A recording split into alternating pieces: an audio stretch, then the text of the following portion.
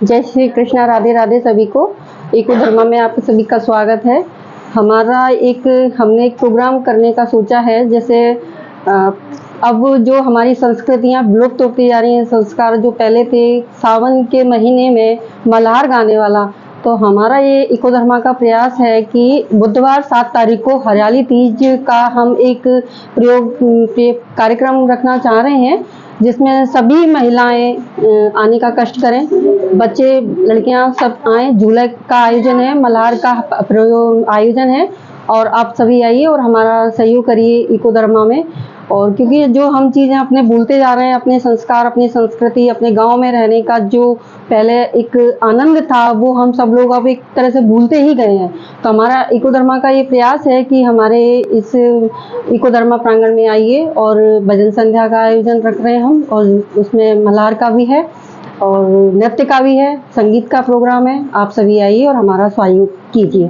और हमारा इको धर्मा का प्रयास है कि अगले वर्ष तक आसपास हमारे जहांगीरपुर गांव तो है ही, और आसपास के जितने भी गांव हैं, हमारा इको धर्मा का प्रयास है कि कम से कम 2 से 2,500 बच्चों को अपने साथ लेके जोड़ने का, आगे बढ़ने का प्रयास है। क्योंकि बच्चे भविष्य का निर्माण करते हैं, बच्चे ही हमारी मानव संस्कृति में सहयोग करने वाले हैं। उनके बच्चों का मन जो होता है वो कोमल मन है, इस मन में हम जो बीज डालेंगे वही बीज निकल के आगे आएगा। इसलिए हमारा प्रयास है कि बच्चों में संस्कार बहुत ही आवश्यक हैं, और यही प्रयास है हमारा। और हम अपेक्षा करते हैं आप सभी की कि हमारा सहयोग करें इस कार्यक्रम में, इस इको धर्मा को आगे बढ़ाने में हमारा सहयोग करें। अभी हमने देखा 2-3 दिन पहले कि हमारे इको धर्मा बच्चों के प्रांगण में एक मतलब तुच्छ मानसिकता वाले, जिसे हम बोलेंगे, उन्होंने एक ऐसी हरकत की है जो वास्तव में एक निंदनीय कृत्य माना जाएगा। क्योंकि बच्चों से कोई बैर भाव नहीं होना चाहिए, और हमारा प्रयास तो ये था कि बच्चों को हम अपना संस्कार लेके चलें, उनको आगे सिखाएं।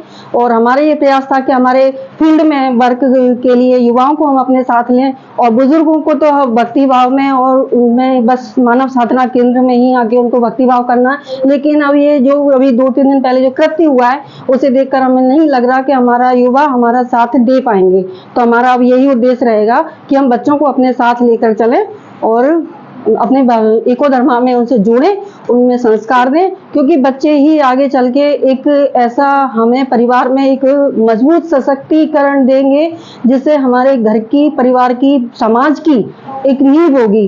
क्योंकि युवा वर्ग अपने मार्ग से भटक चुका है, हमें नहीं लग रहा कि अब वो हमारा सहयोग करेगा, लेकिन फिर भी हम प्रयास करेंगे कि वो हमारा साथ दें। क्योंकि युवा वर्ग को तो साथ लेना ही पड़ेगा, और युवाओं से हमारी विशेष रूप से हाथ जोड़ के विनम्र निवेदन है कि वो जहांगीरपुर गांव को आगे बढ़ाने में और इको धर्मा में अपना अच्छी तरह से सहयोग, पूर्ण मन से सहयोग करें। ये अपेक्षा ना रखें कि इको धर्मा हमें क्या दे रहा है। इको धर्मा तुम्हें एक ऐसी चीज दे रहा है जिसके बारे में तुम कभी सोच भी नहीं सकते हो। इको धर्मा आपको भविष्य दे रहा है, जिसकी आप कल्पना मात्र से ही आप सोच सकते हैं कि हमारे, ये सोच के चलो कि हमारे गांव में हमारी तरक्की के लिए या हमारे आगे बढ़ने के लिए किसी ने ये बीड़ा उठाया है, तो हम कृपा करके उनका सहयोग करें। और मैं तो यही अपेक्षा करूंगी, सबका साथ, सबका विकास। जय श्री कृष्ण।